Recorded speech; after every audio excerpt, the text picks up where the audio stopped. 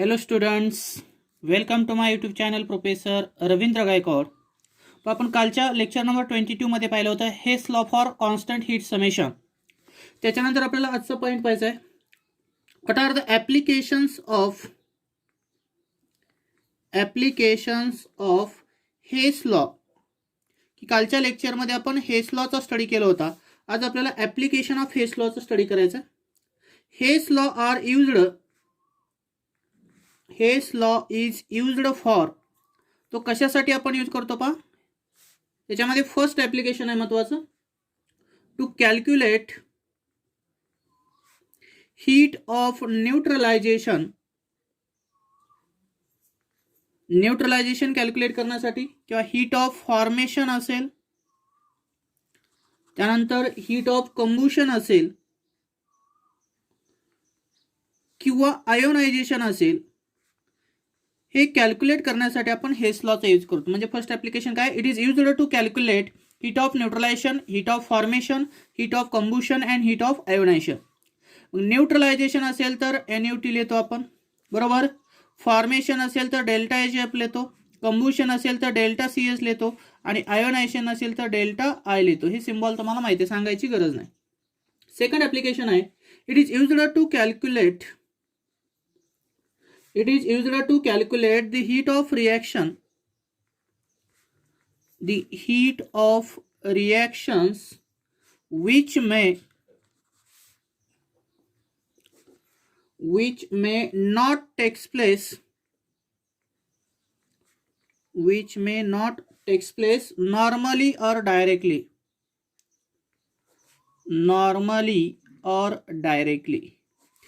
Means it is used to calculate the heat of reaction which may not take place normally or directly. एखादी heat of reaction जर आपल्याला directly calculate करायची असेल तर त्यावेळेस देखील आपण कशाचा यूज करतो, हेस लॉचा यूज करतो. थर्ड ॲप्लिकेशन आहे, it is used to calculate heat of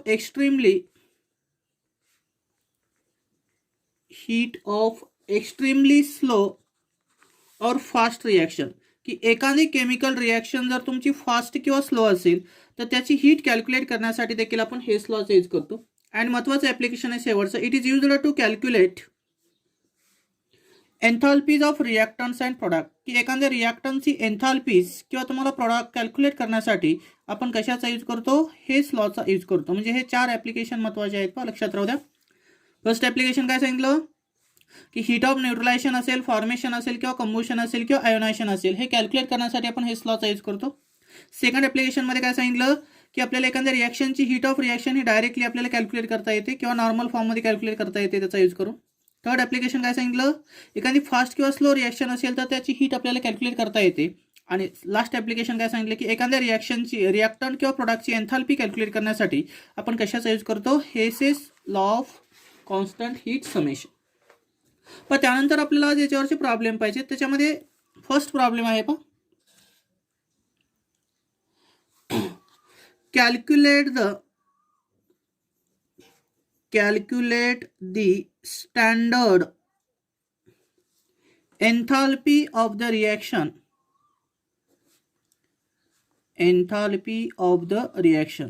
की तुम्हाला एक रिॲक्शन दिली आहे, त्याची एन्थाल्पी कॅल्क्युलेट करायची. काय रिॲक्शन दिली पहा, 2 equivalent of iron in solid state plus 3/2 O2 in gaseous state to gives Fe2O3 in solid state. He reaction दिली, याची स्टँडर्ड एन्थाल्पी आपल्याला कॅल्क्युलेट करायची.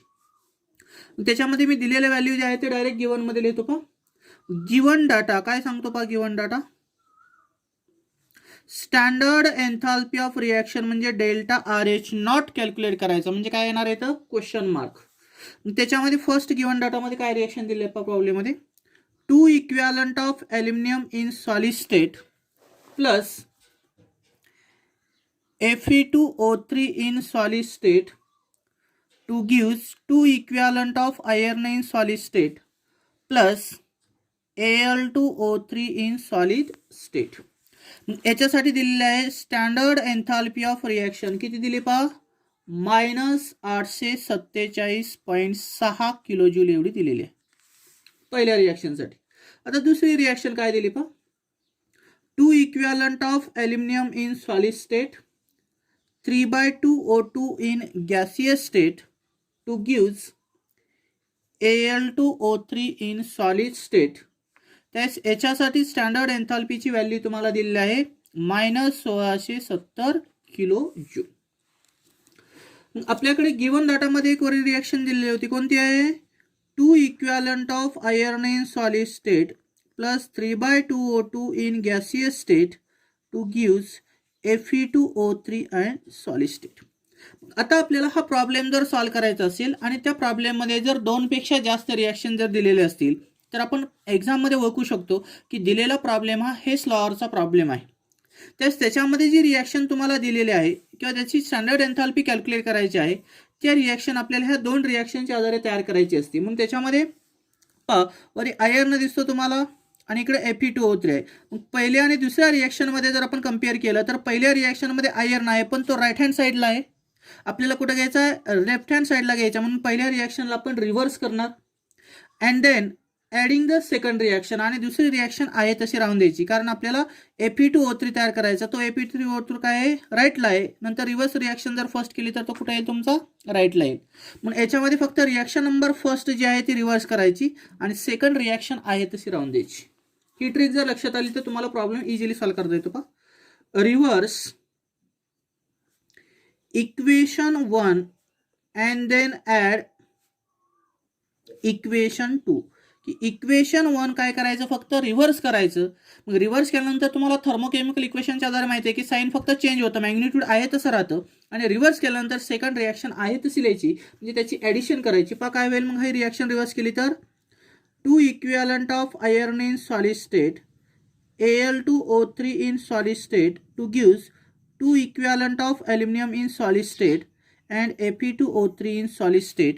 डेल्टा RH वरी काय आहे? -847.6 आहे, इथं प्लस घ्यायचा 847.6 किलो जूल. सेकंड रिॲक्शन आहे तशी लिहायची. काय आहे second reaction? 2 equivalent of aluminium in solid state 3/2O2 in gaseous state to gives Al2O3 in solid state. Delta RH किती आहे तशी व्हॅल्यू राहून द्यायची 1670 किलो जूल. आता याची ॲडिशन करून घ्या. ॲडिशन करून घेत असताना ज्या कॉमन टर्म आहे त्या अपोजिट साईडला काय होत असतात? कॅन्सल होत असतात.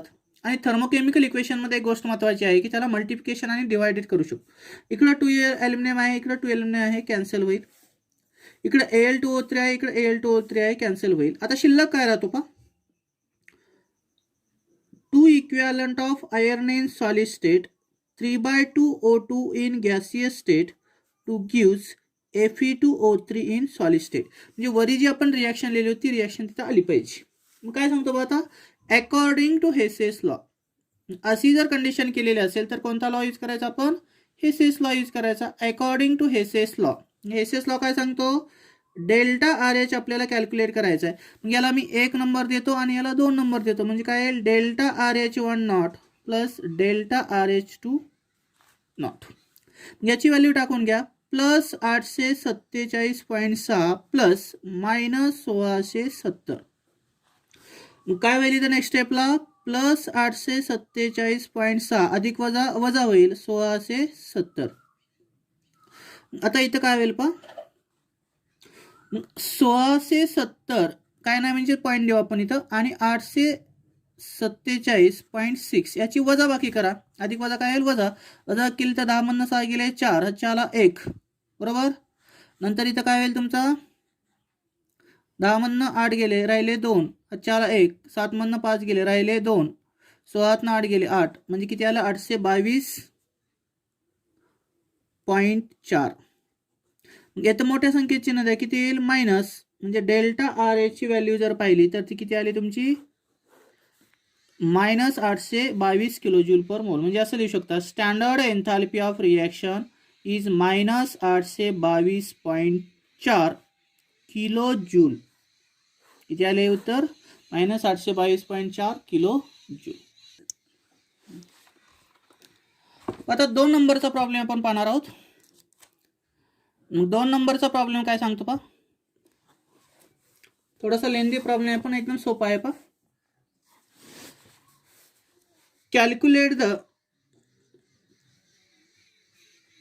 Calculate the standard enthalpy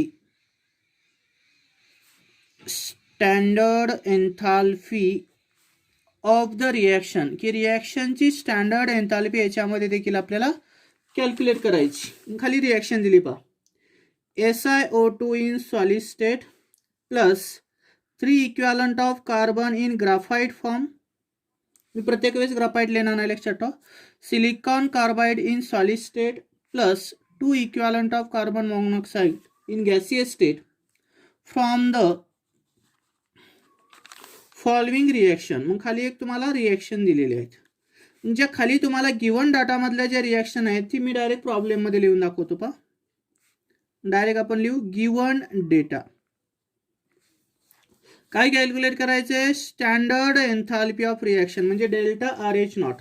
इनिशियलची reaction काय आहे? SiO2 in solid state plus 3 equivalent of carbon in solid state, SiC in solid state plus 2 equivalent of CO in gaseous state. एक नंबरची रिॲक्शन काय सांगते पहा. Silicon in solid state plus oxygen in gaseous state to gives SiO2 in solid state delta RH.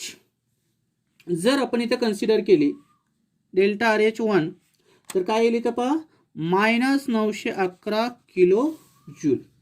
Second reaction आहे 2 equivalent of carbon in graphite form plus oxygen in gaseous state to gives 2 equivalent of carbon monoxide in gaseous state delta RH2 nought is equal to -221 kilojoule आहे.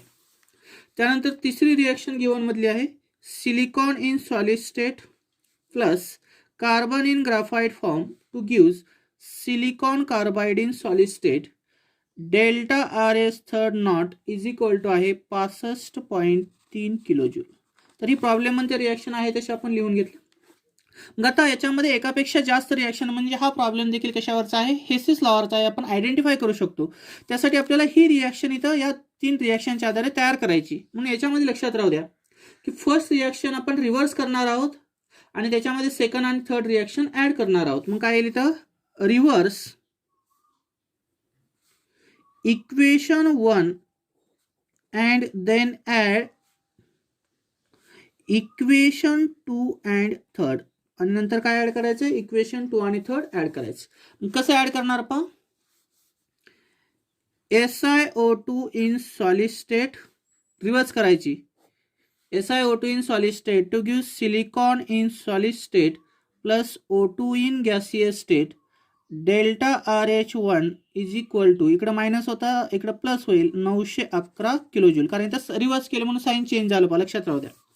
नंतर काय होईल?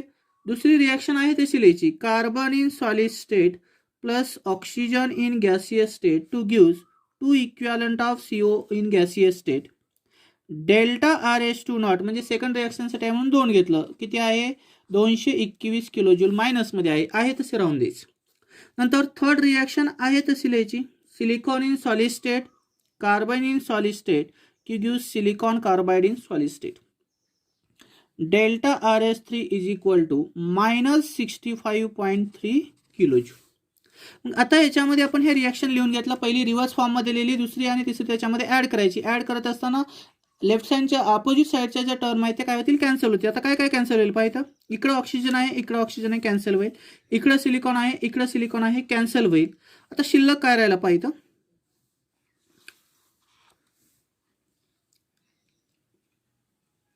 आता याच्यामध्ये पहा काय cancel झाला. नेक्स्ट लाईनला हा वरचा SiO2 आहे तसा राहील कारण हा कॅन्सल झालेला नाही. प्लस इथं कार्बन आहे तसा राहील. किती कार्बन आहे? इथला 2 आणि इथला 1 म्हणजे किती झाले? 3 carbon in graphite form to gives इकडे काय तयार झालं तुमचा? Silicon carbide in solid state plus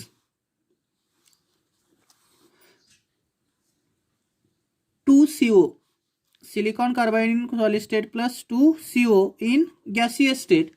याच्यामध्ये काय होतं पहा. आता याच्यामध्ये काय यूज करणार आपण? According to Hess's law. According to Hess's law. कारण ह्या ज्या 3 इक्वेशन होतं, पहिलं काय केलं मी? रिव्हर्स केलं, साईन चेंज झालं. दुसरं आणि तिसरं आहे तसं ठेवलं. अपोजिट साईडच्या टर्म्स आहेत silicon silicon oxygen oxygen cancel केलं. मग काय घेतलं? सिलिकॉन प्लस इथले 2 कार्बन आणि इथला 1 किती झाले? 3 is equal to SiC plus 2 CO ही जी रिॲक्शन आहे ती वरच्या प्रमाणे आली, ही जी आपल्याला होती ती आणायची होती.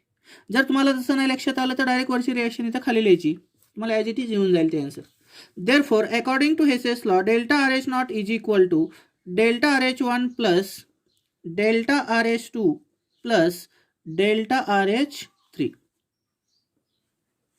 मग आता याची व्हॅल्यू टाकून द्या. काय आहे डेल्टा आर एच 1 ची value plus 911 plus minus 221 plus minus 65.3 kilo joule.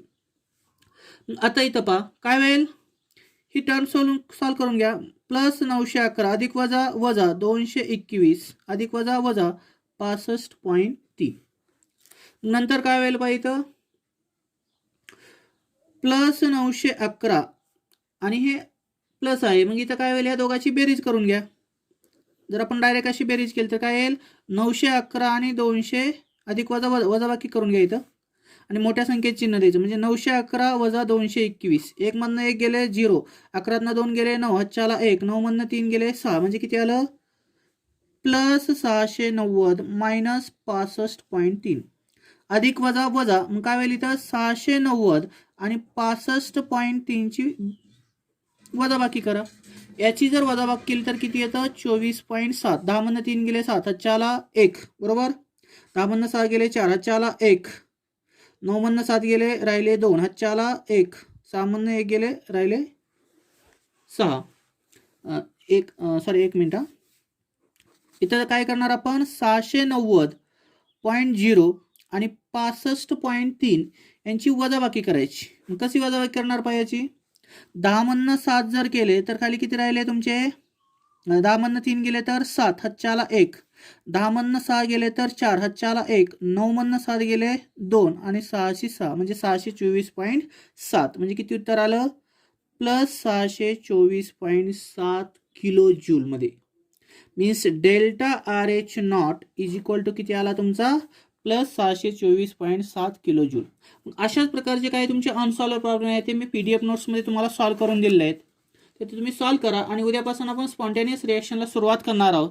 आणि हा जो व्हिडिओ बनवला आहे तो प्रायव्हेट व्हिडिओ आहे, अदर स्टुडंटला तुम्ही शेअर करायचा नाही. जो ग्रुपमध्ये मी शेअर केलेला असेल तेवढाच व्हिडिओ तुम्ही पाहायचा आणि त्याच्या खालच्या नोट्स वाचायच्या. काय प्रॉब्लेम आले तर मला प्रायव्हेट ग्रुपवरती इंडिव्हिज्युअल मेसेज करून तुम्ही त्याच्यावर क्वेश्चन करू शकता. कारण जो आपला ग्रुप असणार आहे तो ओनली ॲडमिन ठेवलेला आहे मी, तुम्हाला त्याच्यामध्ये मेसेज करता येणार नाहीत, फक्त व्हिडिओ बघता येईल आणि त्याच्यामधल्या नोट्स ओपन करून लिहिता येतील. तो शेअर करता येणार याची दक्षता घ्यावी. थँक्यू.